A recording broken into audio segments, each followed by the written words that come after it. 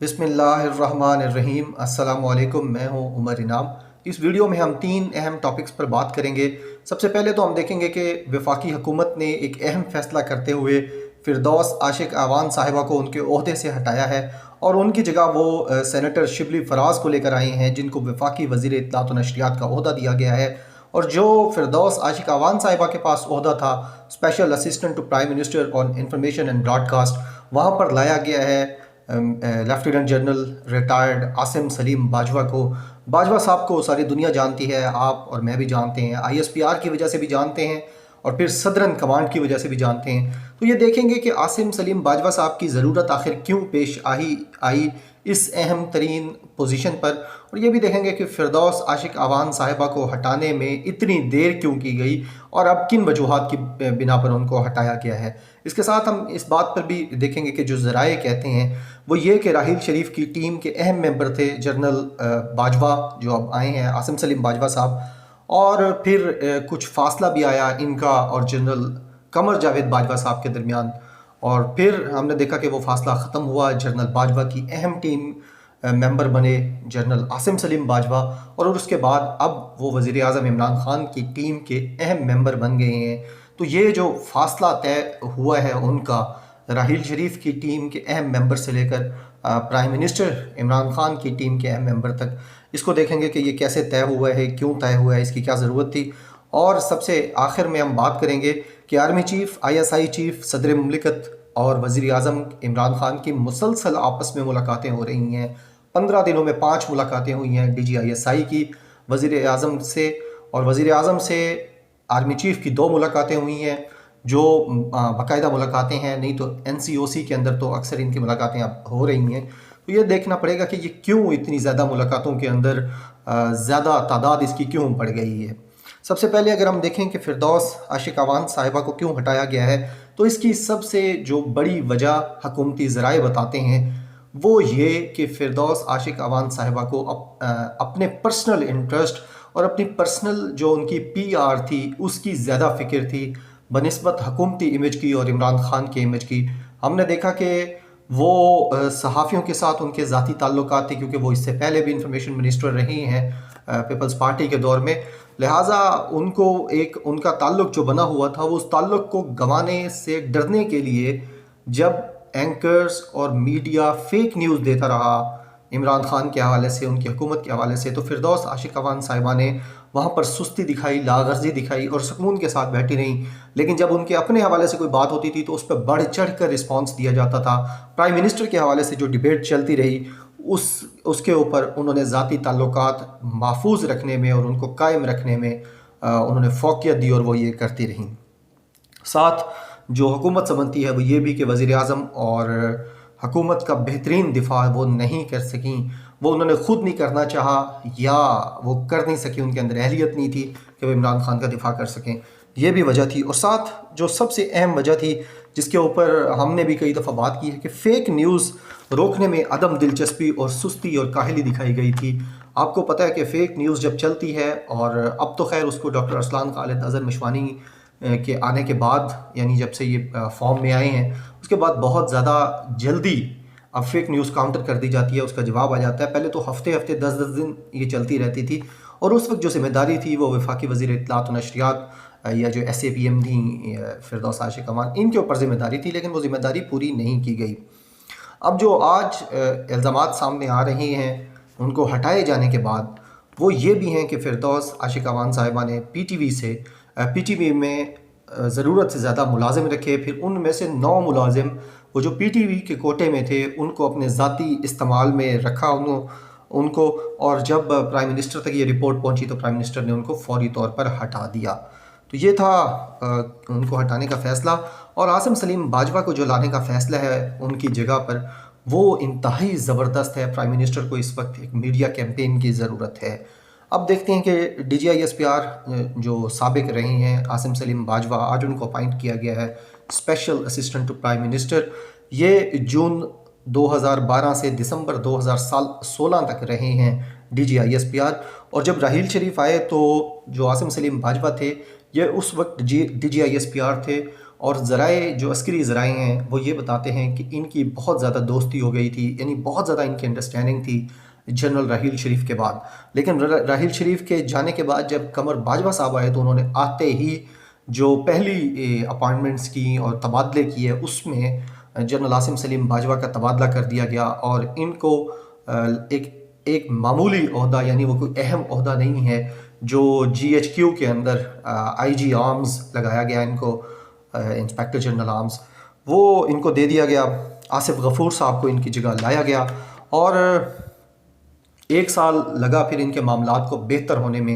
यानी राहील शरीफ साहब जब गए थे और कमर बाजवा साहब आए थे तो इन दोनों जर्नलों के दरमियान जो ज़राए हैं, अस्करी ज़राए, वो ये बताते हैं कि इनके मामलात कोई बेहतर नहीं थे। मिसअंडरस्टैंडिंग्स थी थोड़ी सी हुकूमत के हवाले से और इनकी एक एक्सटेंशन लेने के हवाले से और एक्सटेंशन ना मिलने के हवाले से राहील शरीफ को। और फिर जब जनरल बाजवा को चूज़ किया गया उस वक्त भी ज़राए ये बताते हैं कि शायद राहील शरीफ साहब नहीं चाहते थे कि कमर बाजवा को चूज़ किया जाए, लेकिन नवाज शरीफ ने उनको चूज़ किया। तो ये इस हवाले से भी काफ़ी इनके दरमियान फासले रहे।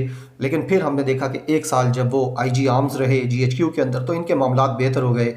और जब मामलात बेहतर हुए, और ज़ाहिर है मेरिट भी है फ़ौज पर, सिर्फ मामलात बेहतर होना कोई अहम वजह नहीं है, तो फिर इनको लगाया गया जो एक इंतहाई अहम कमांड है, कोर है पाकिस्तान की, उसे सदरन कमांड कहते हैं, क्वेटा कोर भी कहते हैं इसे, सदरन कोर भी कहते हैं।